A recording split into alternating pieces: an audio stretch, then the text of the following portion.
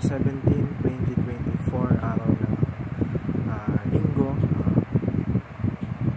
Ang title po ng ating devotion ay Vision Unites Us Around Christ's Mission. At ang paksa po natin ay mula sa Matthew chapter 28 verse 18 to 20. Sinasabi rito, "Then Jesus came to them and said, all authority in heaven and on earth has been given to me. Therefore, go and make disciples of all nations, baptizing them in the name of the Father, and of the Son, and of the Holy Spirit, and teaching them to obey everything I have commanded you. And surely, I am with you always to the very end of the age." O sa Tagalog naman po, at lumapit si Jesus at nagsalita sa kanila na sinasabi, "Lahat ng kapamahalaan ay binigay sa akin sa langit at lupa. Umayo nga kayo, gawin ninyong alagad ang lahat ng mga bansa, inyong bautismuhan sila sa pangalan ng Ama at ng Anak at ng Banal na Espiritu. Turuan ninyo sila na ganapin ang lahat ng mga bagay na aking iniutos sa inyo. At narito, ako ay kasama ninyo sa lahat ng mga araw hanggang sa katapusan ng kapanahunan ito. Siya nawa." At papunta naman po tayo sa ating katuruan ngayong araw. Unang-una, Christ's vision is to transform the nations.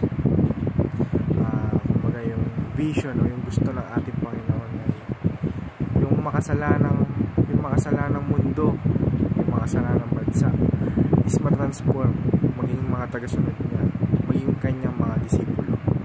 So ikalawa naman po, Christ's vision is the mission of all disciples. Yung vision ni Kristo, yun yung mission nating mga disipulo niya. Yung mission natin na panampalatayahan ang ating Panginoong Jesucristo at ipalaganap sa buong mundo ang kanyang mga salita. So ikalawa naman po ay sa ikatlo at ang huling katuruan ngayong araw, Christ's vision is destined for victory. Ang vision ng Panginoon, nakatadhana yan para sa tagumpay. Hindi lang sa kanyang tagumpay, maging sa tagumpay nating lahat ng kanyang mga disipulo. At para naman po sa ating application, love our country and fight corruption. Mahalin natin yung bansa natin, tigilan na natin yung corruption dahil hindi yan nakakalugod sa kalooban ng Panginoon. Kasi kapag may corruption, sinisira mo yung dangal ng iyong bansa. Isa pa, pinahihirapan mo ang mga kapwa mo tao, mga kapatid mo, pinahihirapan mo dahil sa corruption. So ikalawa naman po, preach that Jesus is Lord over all things. Lagi natin iisipin na si Kristo lang ang tanging daan, si Kristo ang katotohanan, si Kristo ang buhay, wala nang iba.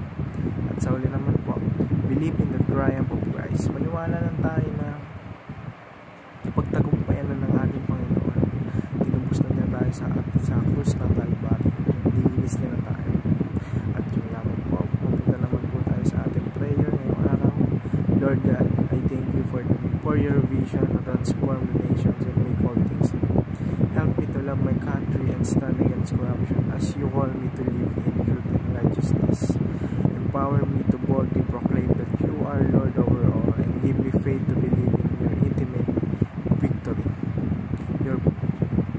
Strengthen me to be a faithful disciple, trusting in your power and grace. Guide my steps as I follow your mission and share your love with others. In Jesus' mighty name, I pray. Amen. Maraming salamat.